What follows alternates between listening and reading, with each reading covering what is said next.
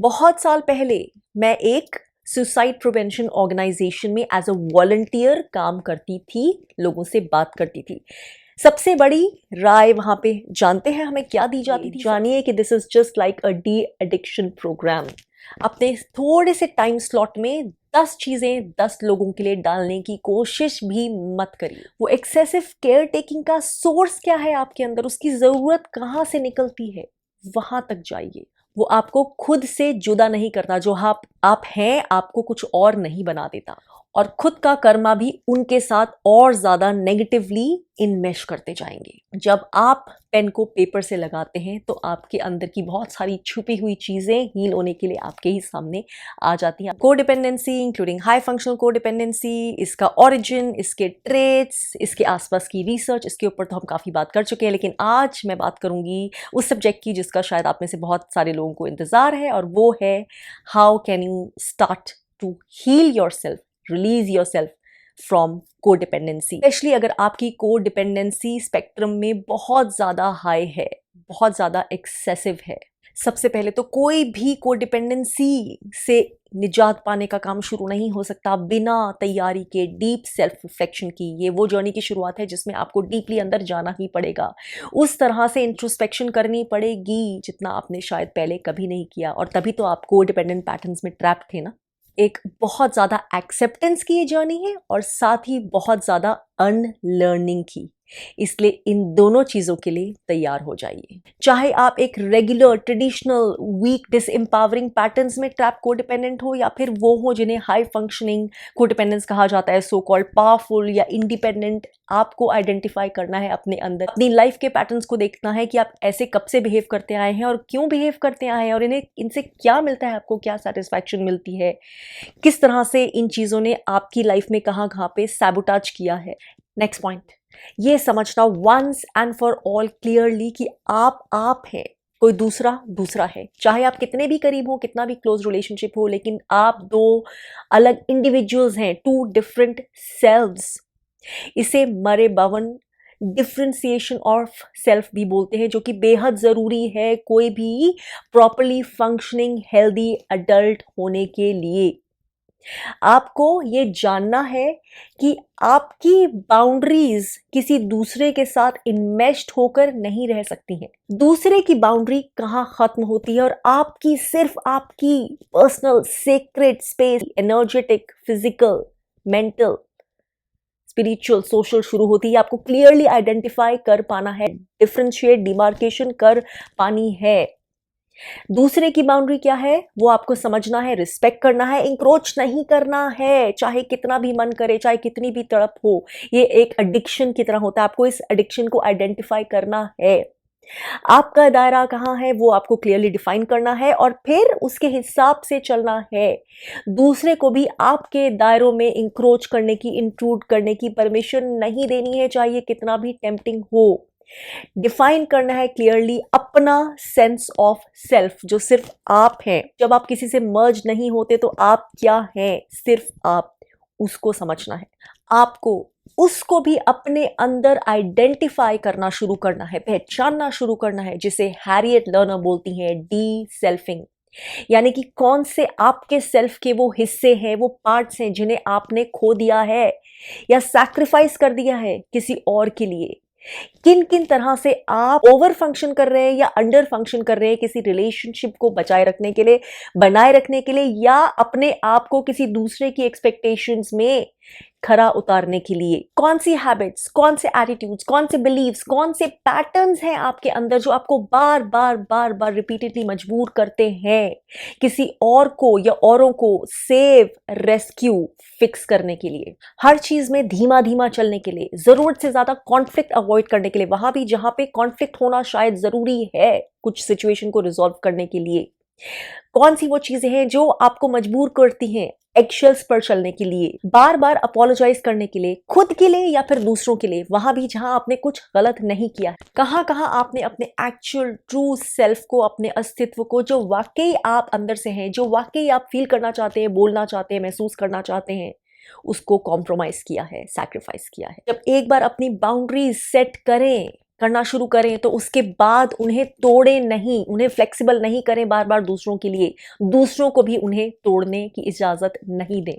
अपने आप को पहचानना शुरू करिए, अपने दायरे वापस खड़े करना शुरू करिए। इसके साथ साथ आपको ये समझना ही पड़ेगा कि दुनिया आपके बिना रुकेगी नहीं, और वो सभी लोग जिनके साथ आपने अपने आप को को डिपेंडेंट पैटर्न्स में डाला हुआ है, उनका काम, उनकी जिंदगी रुकेगी नहीं आपके बिना।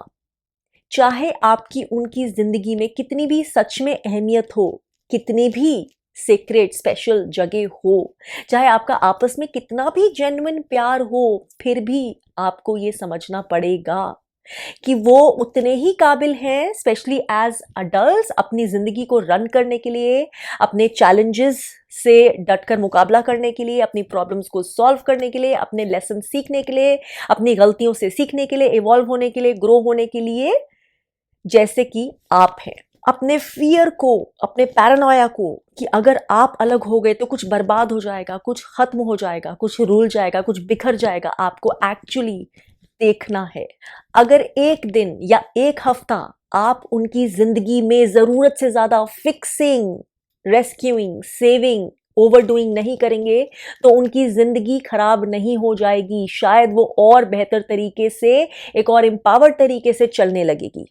लेकिन आपको धीरे धीरे करके अपने आप को उनकी जिंदगी से, उस ओवरडूइंग से दूर करना शुरू करना पड़ेगा। खुद को इंडिपेंडेंट करना सीखें, और साथ ही बाकी उन सब लोगों को भी जो आप चाहते हैं आपके ऊपर डिपेंडेंट रहे, उनको भी उनकी इंडिपेंडेंस धीरे धीरे वापस लौटाना सीखें, उनको एम्पावर करना सीखें। Let them learn how to do things for their own selves, क्योंकि ये उनके लिए भी बेहतर है हर तरह से, उनकी जिंदगी के लिए, उनकी सेल्फ ग्रोथ के लिए, उनकी ऑटोनॉमी के लिए, अपनी जिंदगी वो अच्छे से गुजर पाएं, चाहे आप रहें या ना रहें उसके लिए। इसी से जुड़ा है ये नेक्स्ट पॉइंट कि लोगों को सुनना सीखें, प्यार से, ठीक से, पूरे माइंडफुली, पूरी प्रेजेंस के साथ, उनके लिए दिल में कंपैशन रखें, एक अच्छे लिसनर बने, लेकिन ये सब करें बिना अटेम्प्ट हुए उनको फिक्स करने के। That means you can listen to people, you can be present for them, you can be helpful for them, and you can support them without trying to fix their problems or heal them or sort everything for them. बहुत साल पहले मैं एक suicide prevention organisation में as a volunteer काम करती थी, लोगों से बात करती थी। सबसे बड़ी जो हमारी ट्रेनिंग होती थी वो ये कि हमें कोई एडवाइस देनी ही नहीं है, और जहां तक हो सके हमें किसी के लिए बात करते करते कोई सॉल्यूशंस नहीं निकालने हैं, कोई सजेशंस नहीं देने, कोई एडवाइसेस नहीं देनी है।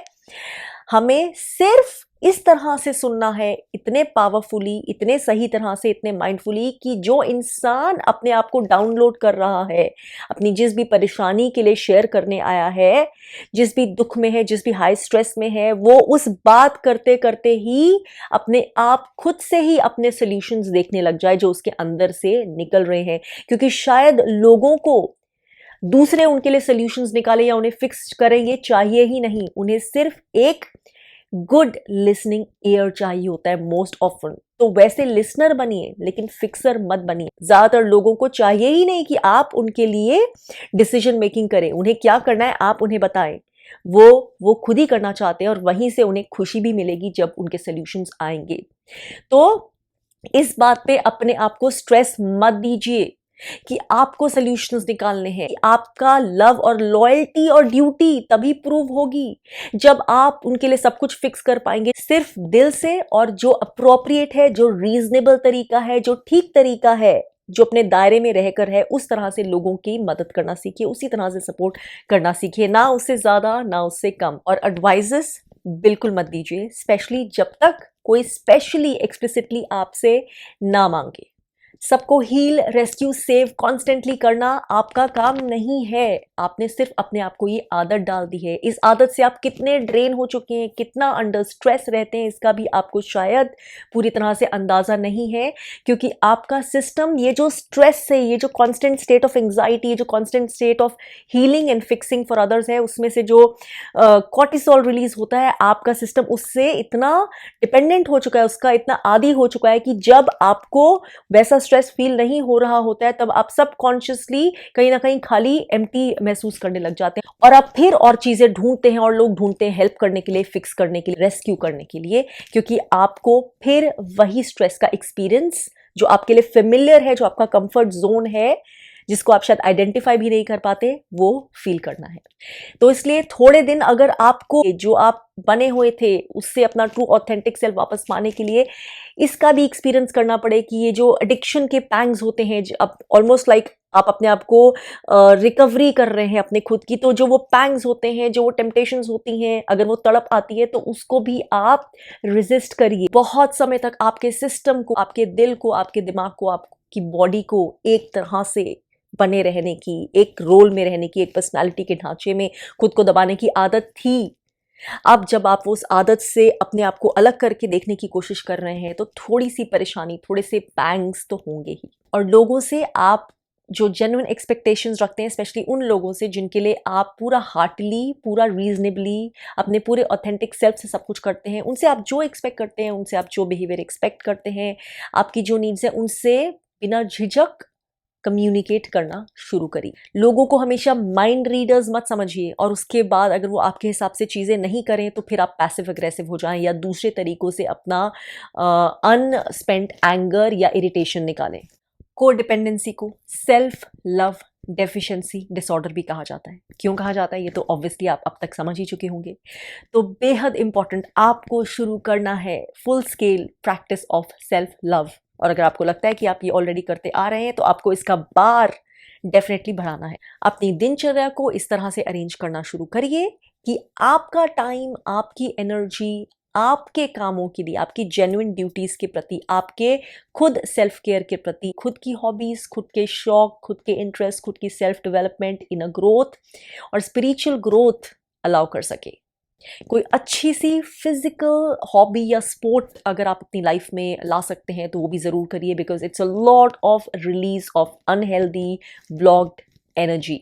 जब इन चीज़ों से आपके पास टाइम और एनर्जी जेन्युइनली बचती है तो फिर उसको रीजनेबल तरीके से, जिससे आपको स्ट्रेस नहीं हो, आप दूसरों पे जहाँ जहाँ अनिवार्य हो, जहाँ जहाँ ठीक हो वहाँ पे ऑफर कर सकते हैं। और ऐसा करने के लिए आप किसी को भी अपने आप को गिल्टी नहीं फील करवाने दीजिए या फिर गैस लाइट मत करवाने दीजिए। अपनी टास्क लिस्ट में, अपनी टू डू लिस्ट में जो ज़रूरी नहीं है उसको हटाइए, प्रायोरिटाइज कीजिए चीज। Reduce reduce reduce, unclutter unclutter unclutter, outsource outsource outsource wherever possible and however possible. Melanie Beattie बोलती है कि हमें रिलीजन में ये तो बहुत सिखाया जाता है, love yourself as you love others, लेकिन इसमें हम अदर्स तो याद रखते हैं लेकिन आवर सेल्फ्स को भूल जाते हैं। हमें खुद को सैक्रिफाइस कर देने के लिए, खुद को भुला देने के लिए, खुद को हेट करने के लिए तो नहीं बोला जाता। आपको लगता है कि आप लव्ड तब फील करेंगे जब आपको वो लव किसी और से मिलेगा, जब आपको वैलिडेशन, अप्रूवल किसी और से मिलेगा, लेकिन ये सच नहीं है। जिंदगी में लव पाने का प्रिंसिपल ही सबसे पहले ये है कि आपका खुद के साथ रिलेशनशिप क्या है, क्या आप खुद के प्रति सेल्फ लव प्रैक्टिस करते हैं कि नहीं। टेरी कोल भी कुछ ऐसा ही समझाती है।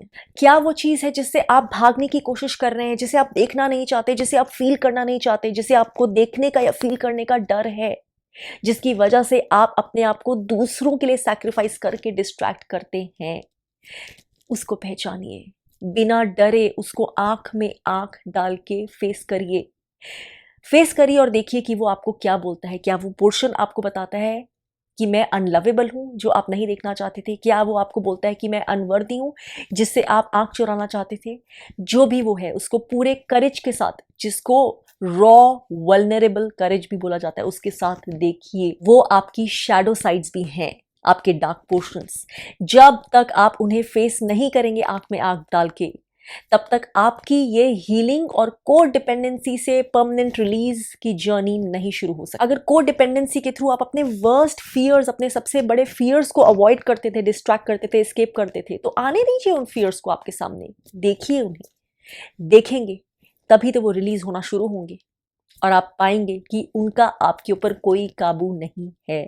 रीशेप करना शुरू करिए अपनी लाइफ को, अपनी हैबिट्स को, अपनी एटीट्यूड्स को, अपनी टेंडेंसीज को कूद पड़ने की, दूसरों की सपोर्ट के लिए, दूसरों के लिए ओवरडू करने के लिए। दूसरों को अपनी पिक्चर में वापस आने दीजिए और अपनी लाइफ को हील, फिक्स और सेव करने का काम शुरू करिए, only for your own self. इसका एक बहुत इंपॉर्टेंट हिस्सा ये भी है कि आप पीछे जाइए अपने पास्ट में, अपने चाइल्डहुड तक या अपनी एंसेस्ट्री तक, और देखिए कि क्या आपको वहां भी इस तरह के डिसफंक्शनल कोडिपेंडेंट पैटर्न्स नजर आते हैं, उस माहौल में जहां बड़े हुए थे, अपने बड़ों के बीच में या अपने पेरेंट्स के बीच में या और रिलेटिव्स के बीच में या अपने ग्रैंड पेरेंट्स के बीच में।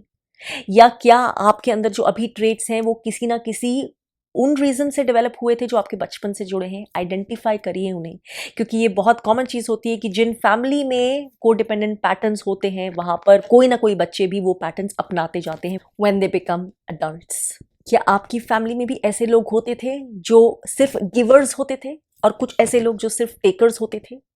क्या कोई ऐसा इंसान था जो अपनी किसी सिचुएशन की वजह से या अपनी मेंटल या फिजिकल डिटोरिएशन की वजह से हमेशा किसी और पे डिपेंडेंट था अपनी हीलिंग के लिए? टेरी कोल ये भी बोलती हैं कि codependency, specially high functioning codependency, एक पावर और कंट्रोल का कवर्ड तरीका भी होता है। दूसरों की लाइफ में जो केओस होता है, जो चैलेंजेस होते हैं, जो ड्रामा होता है या कॉन्फ्लिक्ट होता है, हम उसको देख नहीं पाते हैं क्योंकि वो हमें कुछ रिफ्लेक्ट बैक करता है, तो हमें उसको कंट्रोल करके एक पावर की फीलिंग मिलती है, और उसके थ्रू जो दूसरों की डिपेंडेंस भी हमारे ऊपर जनरेट होती है, उससे भी हमें एक सटल वे में पावर और कंट्रोल की फीलिंग होती है। तो क्या है आपके अंदर वो पावर और कंट्रोल की नीड, उसको आइडेंटिफाई करिए। उसको काइंडनेस का या हेल्पफुलनेस का या गुडनेस का नाम देकर छुपाइए मत। क्या पोर्शन है आपका जो आपको लगता है खो जाएगा या रुक जाएगा या ठहर जाएगा अगर आप ऐसा करना बंद कर देंगे? तो कौन सी नीड है जो आपको लगता है पूरी नहीं होगी? Manipulation, gas lighting, passive aggression, इस तरह के टॉक्सिक ट्रेट्स का इस्तेमाल मत करिए दूसरों से डील करने के लिए। Healthy, honest, fourth right self expression करिए और दूसरों को भी अपने खुद को ठीक तरह से एक्सप्रेस करने का मौका दीजिए, आज़ादी दीजिए। ये ज़रूरी नहीं है कि वो जैसे बनना चाहें, जैसे बोलना चाहें, जो चॉइसेस करना चाहें वो आपको पसंद आए या उसमें वो आपकी एडवाइस लें या वो आपके मुताबिक करें। उनकी खुद की ज़िंदगी है, उन्हें अपने हिसाब से चलाने दीजिए। दूसरों के गलत बिहेवियर्स के लिए, उनकी डिसफंक्शनैलिटीज़ के लिए एक्सक्यूजेस बनाना बंद कीजिए, जस्टिफिकेशंस बनाना बंद कीजिए। उन्हें अपने लेसन सीखने दीजिए, और अगर उनके गलत बिहेवियर के गलत कॉन्सिक्वेंसेज हैं तो उन्हें खुद उन कॉन्सिक्वेंसेस के थ्रू सही बिहेवियर और इनर हीलिंग का रास्ता सीखने दीजिए। उन्हें खुद से सुधरने दीजिए। गाइड कर सकते हैं तो सिर्फ उतना ही गाइड करिए जितना आपका रोल है, जितना जरूरी है। उनकी चीजों को छुपाइए मत, उनसे झूठ मत बोलिए। दूसरों के और उनके लाइफ लेसन्स के बीच में हमेशा खुद को इंक्लूड मत कराइए, हमेशा खुद को पोजीशन मत कर दीजिए। उनका और उनके लाइफ लेसन्स का रिश्ता डायरेक्टली बनने दीजिए, चाहे वो लाइफ लेसन्स कितने भी अनप्लेजेंट हो, क्योंकि उन लेसन्स से जो सीखना है वो उन्हें ही सीखना है। उनके लेसन्स आप उनके लिए नहीं सीख सकते। अगर आपको ऐसा लगता है तो आप सिर्फ उनके लाइफ लेसन्स ही उनके लिए और ज़्यादा डिले करते जाएंगे और ज़्यादा हार्ड करते जाएंगे। कभी कभी सबसे बड़ी सर्विस या सेवा या ड्यूटी आप किसी के प्रति जो कर सकते हैं वो यही है कि मन में उनके लिए साइलेंटली, जेन्युइनली प्रेयर बोल दीजिए। ऑथेंटिक रहिए। क्रिटिसिज्म करना है तो हेल्दी क्रिटिसिज्म करिए, सच बोलिए। और इसके साथ ये भी पॉइंट आता है कि जो बोलना है वो बोलिए, जो नहीं बोलना वो मत बोलिए। जहां पे आपको नहीं समझ आता है कि क्या बोलना है तो जबरदस्ती अपने ऊपर प्रेशर मत डालिए कि दूसरे की एक्सपेक्टेशन है तो आपको कुछ तो बोलना ही पड़ेगा, कुछ तो एडवाइस, कुछ तो सजेशन देना ही पड़ेगा, किसी तरह से सपोर्ट तो दिखाना ही पड़ेगा। नहीं, जो समझ आता है उतना ही बोलिए। जहां नहीं समझ आता, जहां आपका जोन नहीं है एडवाइस का, आपकी एक्सपर्टीज का, स्किल का, तो वहां नो बोल दीजिए। घुमा घुमा कर बातें मत करिए कि सीधा बोल देंगे तो दूसरे वाले को बुरा लग जाएगा, ऑफेंड हो जाएगा या कोई आपका साथ छोड़ देगा। पॉइंट पे आइए, काम की बात करिए, चाहे पोलाइटली करिए, प्यार से करिए। आपको genuinely, truthfully, honestly, authentically express करिए। आई डोंट नो भी पोलाइटली बोलना और नो बोलना भी एक सही जवाब होता है। हमेशा यस बोलना जरूरी नहीं है, स्पेशली वहां जहां पर आपके ऊपर अनड्यू या अनरीजनेबल या ओवर एक्सपेक्टेशंस हो रही हैं आपके टाइम से, आपकी एनर्जी से। दूसरों की प्रॉब्लम सॉल्विंग के लिए अपने आप को बिल्कुल भी रिस्पॉन्सिबल मत पाइए। और जो लोगों को इसकी आदत थी कि आप उनके लिए हर चीज़ फिक्स करेंगे, ओवरडू करेंगे, वो हो सकता है आपके चेंज्ड बिहेवियर से, आपके सेल्फ लव की इंक्रीजिंग प्रैक्टिस से थोड़े नाराज़ होना शुरू हो जाएं या आपको नेगेटिव टॉक्सिक इंडिकेशंस देना शुरू हो जाएं। तो उसे भी एक्सेप्ट करिए। This is part of your change and healing. जब हम खुद के प्रति ऑथेंटिक होना शुरू होते हैं तो सब लोगों को ये रास नहीं आता, स्पेशली उन लोगों को जो खुद अनहील्ड स्टेट में है और जो हमारे अनहील्ड रहने से फ़ायदा पाते हैं। तो ऐसे लोगों को ज़रूरत पड़े तो दूर भी करना सीखिए, और तभी आपका खुद के साथ जो सबसे वैल्यूएबल कनेक्शन है विद द सेल्फ वो मजबूत होना शुरू होगा, जहां से बाकी सब कुछ बाहर रिफ्लेक्ट हो। और ध्यान रखिए, जब आप किसी चीज से बहुत ज्यादा क्लिंग होते हैं, बहुत ज्यादा खोने का डर रखते हैं और किसी चीज को बहुत ज्यादा अपने ऊपर डिपेंडेंट रखना चाहते हैं, तो वो सबसे पहला और सबसे आसान तरीका है उसका टोटली रिवर्स इफेक्ट होने का। जो सचमुच आपकी जिंदगी के लिए सही है, आपके लिए बेहतर है अकॉर्डिंग टू डिविनिटी, वो आपसे कोई नहीं छीन सकता, कोई नहीं दूर कर सकता। और जिसका दूर होना आपके लिए अनिवार्य है क्योंकि वो आपको सर्व नहीं करता है, जिस सिचुएशन का, जिस इंसान का, जिस स्थिति का, उसको दूर होने दीजिए। एक्सेप्ट करिए कि डिविनिटी जानती है आपके लिए क्या बेस्ट है। इतना कंट्रोल करने की नीड को सरेंडर करिए। अगर आपकी रिलेशनशिप्स आपको बराबरी की नहीं लगती है, अनइक्वल लगती है, वहां पे आपको वो रेसिप्रोसिटी नहीं मिलती है, उस तरह से नहीं मिलता है जो आप देते हैं, तो अपने आप को क्वेश्चन करिए कि क्या आपने ऐसा किया है कि आपके रिलेशनशिप्स का ये स्तर हो गया है। कहाँ कहाँ है जो आप बहुत ज़्यादा करते आए हैं, जो दूसरे लोग रेसिप्रोकेट नहीं कर पाते हैं या नहीं करने की काबिलियत रखते हैं या नहीं करना चाहते हैं। आपका इसमें क्या रोल है और क्या होगा अगर आप वो सारी चीजें एक्स्ट्रा करना बंद कर दें? क्या खो जाएगा या आपको क्या खोने का डर है? अगर आप इक्वल गिवर बन जाएं, एक रीजनेबल गिवर बन जाएं, एक बैलेंस्ड गिवर बन जाएं, तो क्या होगा? सबसे बड़ी बात, केयरिंग और कोड डिपेंडेंसी में फर्क करिए प्लीज। ये दोनों चीजें सेम नहीं है, जैसे कि मैं अब बहुत क्लियरली बता चुकी हूँ पिछले वीडियोस में। Genuine caring out of love and obsessive caretaking, compulsive caretaking in codependence are entirely different things, और ये आपको दोनों बिल्कुल अलग तरीके से इम्पैक्ट करती हैं। जेन्युइनली किसी की केयर करना is an act of love. वो आपको ड्रेन नहीं करता, वो आपको खुद का सैक्रिफाइस नहीं करवाता है, आपको स्ट्रेस नहीं देता, आपको इनऑथेंटिक नहीं बनाता है। वो दूसरे को एम्पावर करता है, दूसरे को भी अच्छा फील करवाता है और आपको भी अच्छा फील करवाता है। तो अपने आप से झूठ बोलना भी बंद करिए कि आप लोगों की बहुत केयर करते हैं, बहुत एक्सेसिव लोगों के लिए काइंडनेस रखते हैं। पीपल प्लीजर मत बनिए, सैक्रिफिशियल लैम्ब मत बनिए। किसी की केयर टेकिंग के लिए खुद को विक्टिमाइज मत करिए, और ना ही किसी की एक्सेसिव केयर टेकिंग को बहाना बनाइए सिंपैथी गेन करने का या कंप्लेन करने का कि लोग आपके लिए वो नहीं करते जो आप करते हैं। आप तो कर करके थक गए लेकिन आपको कुछ मिलता नहीं। डिसफंक्शनल और अनहील्ड हैबिट से आप हील्ड और हेल्दी रिस्पॉन्सेस और हेल्दी रिजल्ट्स मत एक्सपेक्ट करिए। अपने आप के लिए, अपनी ड्यूटी के लिए, अपने जेन्युइन काम के लिए, अपनी बेहतरी के लिए, अपना बिहेवियर ठीक रखने के लिए, बैलेंस रखने के लिए रिस्पॉन्सिबिलिटी एक्सेप्ट करिए। दूसरों के लिए इन सब चीज़ों की रिस्पॉन्सिबिलिटी मत एक्सेप्ट करिए। उनका बिहेवियर, उनके लेसन्स अपने हैं। उनके गलत बिहेवियर को ठीक करने के लिए आप गिल्टी मत फील करिए। और इसका ये मतलब नहीं है कि आपने उन लोगों को अबैंडन कर दिया या छोड़ दिया या रिजेक्ट कर दिया या बिट्रे कर दिया या लेट डाउन कर दिया जो आपको प्यार करते हैं। और जस्ट बिकॉज आप इंडिपेंडेंट हैं और आपको लगता है कि बहुत स्ट्रांग है, इसका मतलब ये नहीं है कि आप कोडिपेंडेंट नहीं है। जैसे कि हम जानते हैं हाई फंक्शनल कोडिपेंडेंट्स ऑफन इसी रेंज में आते हैं। तो जानिए कि आपकी वर्थ उसके ऊपर रेस्ट नहीं करती कि आप लोगों के लिए क्या क्या कर सकते हैं, क्या क्या करके प्रूव कर सकते हैं। आपकी वैलिडेशन वहाँ से नहीं आती है। अगर आपने सबको सेव नहीं किया या सबके लिए सॉल्यूशंस नहीं निकाल दिया या सब कुछ परफेक्शनिज्म से नहीं कर दिया तो कुछ नहीं होने वाला है। इट्स ओके, हम सब फेल होते हैं, हम कोई परफेक्शन के लिए बने ही नहीं है। It's okay to say no, it's okay to take a step back. जो भी फेलियर की डेफिनेशन आपके अंदर सोसाइटी ने या दूसरे लोगों की एक्सपेक्टेशन ने प्रोग्राम की है, और अगर आपको लगता है कि बहुत ज़्यादा एक्सट्रीम कोडिपेंडेंसी है आपके अंदर बहुत ज़्यादा लंबे समय से और आप नहीं डील कर पा रहे हैं या आप नहीं चेंज कर पाएंगे, नहीं छोड़ पाएंगे, तो आप किसी अच्छे थेरेपिस्ट की भी मदद डेफिनेटली ले सकते हैं। हो सके तो लिखना शुरू करिए, जर्नलिंग करना शुरू करिए और सारे पैटर्न्स अपने अंदर, सारी हिस्ट्री, सारे एडिक्शन, सारे कोडिपेंडेंसी से रिलेटेड आपके एस्पेक्ट्स, आपकी ट्रू फीलिंग्स, आपका एंगर, आपकी बिटरनेस, आपके फियर्स को बाहर निकालना शुरू करिए। लिखने से चीज़ें सामने आना शुरू होती है, सबकॉन्शियस कॉन्शियस में बदलने लगती है और बहुत कुछ जो अनदेखा था आपको दिखने लगता है, आप खुद को सरप्राइज कर देते हैं और बहुत सारे चीज़ों के सल्यूशंस आने लगते हैं, इनसाइट्स आने लगती हैं। ये भी लिखिए कि क्या क्या है जो आप अभी तक कर रहे थे जिसे आप डिफरेंट तरीके से अब कर सकते हैं, और वो डिफरेंट तरीका क्या हो सकता है। आपको बहुत क्लैरिटी मिलती है, बहुत सारी डीपर अंडरस्टैंडिंग और अवेयरनेस मिलती है। This is also a very therapeutic healing practice. और फाइनली ये कैसे मैं बिना बोले रह सकती हूँ, क्योंकि ये बहुत इंपॉर्टेंट होता है हमारी हर हीलिंग के लिए, हर तरह की, चाहे वो फिजिकल लेवल पे हो, मेंटल लेवल पे हो, या इमोशनल लेवल पे हो, या साइकोलॉजिकल लेवल पे हो, और वो है अपनी स्पिरिचुअल एस्पेक्ट से कनेक्ट करना, to connect with that space inside you जहाँ से सारे सोल्यूशंस आते हैं। मेडिटेशन के थ्रू या फिर किसी भी हीलिंग सेशन के थ्रू हो सकता है, तो एनर्जी हीलिंग सेशन भी आप ले सकते हैं जो आपके चक्रास को क्लेंस कर सकता है।